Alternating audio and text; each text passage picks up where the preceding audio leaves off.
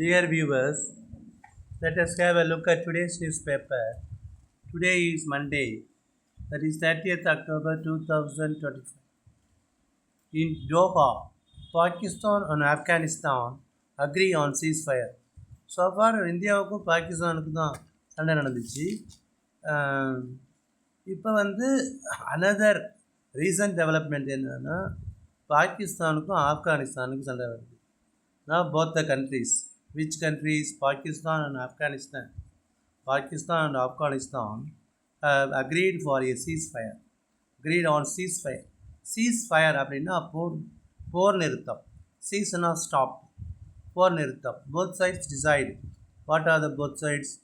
Pakistan and Afghanistan. அதாவது ஆப்கானிஸ்தான் தலிபான்களால் ஆளப்படுது இல்லையா? தலிபான் ரிஜைன். தலிபான் ஆட்சி இருக்குது. They decide to establish மெக்கானிசம்னா வழிமுறைகள் ஃபார் லாஸ்டிங் பீஸ் ஸ்டெபிலிட்டி, அதாவது அமைதிக்காக உள்ள வழிமுறைகளை இரண்டு நாடுகளும் ஆய்வு செய்கின்றன. And then Israel strikes Gaza. Says Hamas fired at its troops.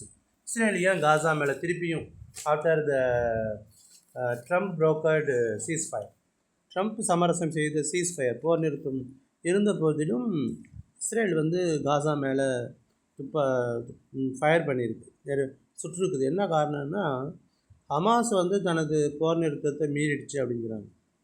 Israel on Sunday struck target, ஸ்ட்ரைக்கோடைய பாஸ்டன்ஸு ஸ்ட்ரக், இலக்குகளை தாக்கியது. இது சதர்ன் காசா ஸ்ட்ரிப், தெற்கு Gaza strip. After it said its troops came under heavy fire from Hamas militants in the first major test of a US brokered ceasefire meant to halt more than 2 years of war.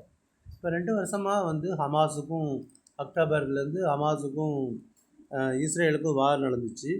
இப்போ it was stopped by America அப்படின்னு சொல்லிக்குது. இருந்தாலும் Israel prime minister Netanyahu